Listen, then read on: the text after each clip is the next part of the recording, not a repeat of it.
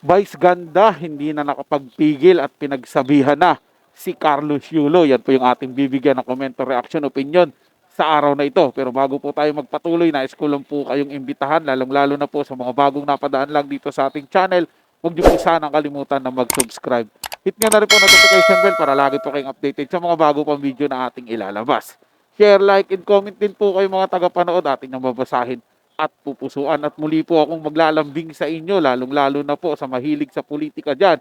Bisitahin po ang ating pangalawang channel, ang Insan Ruikis Reaction, na nagre-reaction video po sa political issue. Muli po ako ang inyong lingkod, Tagapanood TV, at isang masagana at mabiyayang araw po sa ating lahat. Welcome back po dito sa ating YouTube channel at Facebook page. Simulan na po natin ang ating reaction video sa araw na to, mga tagapanood. Let's do this! Welcome back sa aking channel. Unkabogable star Vice ganda hindi na nga napigilan ang nararamdaman sa ginawang panghahamak ni Carlos Yulo sa kanyang ina, kaya naman agad niyang pinagsabihan si Carlos dahil sa baluktot na paniniwala nito. Panuurin at pakinggan ang buong detalye.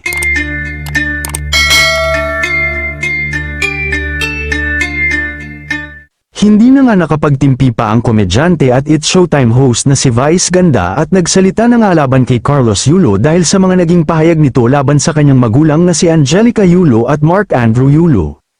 Sa naging panayam kasi kay Carlos, sinabi nito na hindi niya daw obligasyon na tulungan ang kanyang magulang, pero obligasyon ng magulang na palakihin sila at alagaan dahil anak sila at hindi nila kasalanan na isilang sa mundong ibabaw.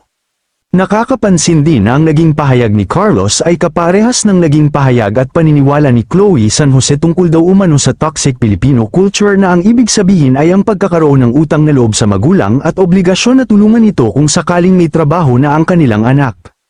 Pero kung babalikan noon ang mga naging pahayag ni Carlos nung hindi pa niya girlfriend si Chloe San Jose, ay talaga nga naman Pilipinong-Pilipino culture ang kanyang mga sinasabi at palaging nababanggit na ang magulang niya ang kanyang inspirasyon at pamilya niya ang priority, na kaya ginagawa niya ang lahat ng mga bagay na ito, tulad ng pagsali sa mga international na mga kompetisyon.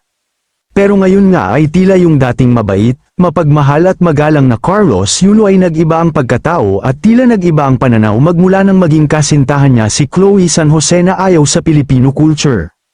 Naging bastos, mapagmataas at tila naging mayabang daw si Carlos magmula nang makatanggap ng lagpas 100 milyong piso at 2 sasakyan, at magmula nang maging sila ni Chloe.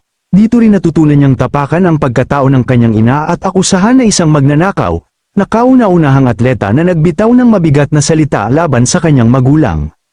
Kaya naman marami ang hindi bayani ang tingin kay Carlos Yulo, kundi isang suwail at traidor na anak, dahil sa kawalan ng utang na loob nito. Kaya naman pati ang mga malalaking kumpanya ay binitawan siya bilang endorser dahil sa kanyang pinapakitang ugali na lubos din nilang ikinadismaya. Pati ang ilang mga artista at mga kilalang mga businessman ay hindi na rin napigilan ng pagkadismaya kay Carlos. Isa na nga dito si Chavit Singson na sobrang dismayado din. Siyempre pati ang It's Showtime host na si Vice Ganda ay tila hindi na nga natutuwa sa pagiging hangal ni Carlos. Kaya naman ayon sa naging panayam kay Vice Ganda ay natanong ito kung ano ang masasabi niya sa paniniwala ni Carlos. Agad na sinabi naman ito na maling-mali siya sa paniniwala niya. Nasaan ba ang utak nila? Sa paa. Alam naman ng lahat na si Vice Ganda ay sobrang mapagmahal sa pamilya, lalong-lalo na sa kanyang magulang. Kaya naman ganito na lang ang kanyang mga nasabi nang marinig kay Carlos ang mga ganitong salita, magmula ng sumikat at magkaroon ng maraming pera. Hirap sa ilang mga Pilipino mabahagian lang o makatungtong lang sa bansang banyaga, feeling na nila banyaga na rin po sila. At gusto na nilang sundan kung anumang kultura o nakagawian ng mga banyagang ito, na napaka pangit din naman kung titingnan natin.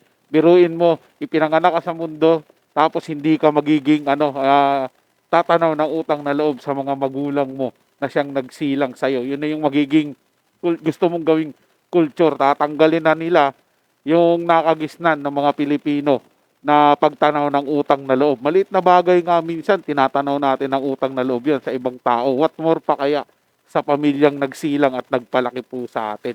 Maling-mali naman yung kukopyahin ni Carlos Yulo. Ang dami-daming pwedeng kopyahin magagandang ugali. Bakit pangit na ugali pa yung kinopya niya? At bakit po kasi siya naniniwala dito sa taong ito na kamakailan lang niya naman nakilala? Dahil ba binigyan siya na ito ng panandaliang sarap at nakalimutan niya na yung kaligayahan na kasama yung pamilya niya. Hindi po ba mga tagapanood? At tama po dito si Vice Ganda mga tagapanood, no? Asan yung utak nila? Nasa talampakan ba? Alangan naman ang magulang lang mayroong obligasyon sa mga anak. Well, totoo naman talaga yon. Obligasyon ng magulang palakihin yung mga anak at suportahan. Pero yung mga anak may obligasyon din yan sa kanilang magulang. Saan ka nakakita pagkatapos kang isilang sa mundo at lumaki ka, wala ka na lang, di ba? Ang magulang lang obligasyon. Lahat ng tao may obligasyon.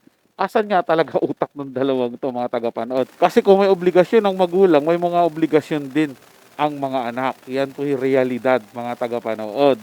Sana maintindihan ni Chloe yan kung may pag-intindi po siya. So yun lang po mga tagapanood. May nagustuhan nyo po yung ating talakayan sa araw na to. At kung kayo bago lang po sa ating channel, huwag nyo po sanang kalimutan na mag-subscribe. Hit nyo na rin po notification bell para lagi po kayong updated sa mga bago pang video na ating ilalabas. Share, like, and comment din po kayo mga tagapanood. Atin yung babasahin at pupusuan. So hanggang sa muli po, ito yung Tagapanood TV. Komento at opinion lamang. Wala pong personalan. Paalam po at mabuhay po kayong lahat.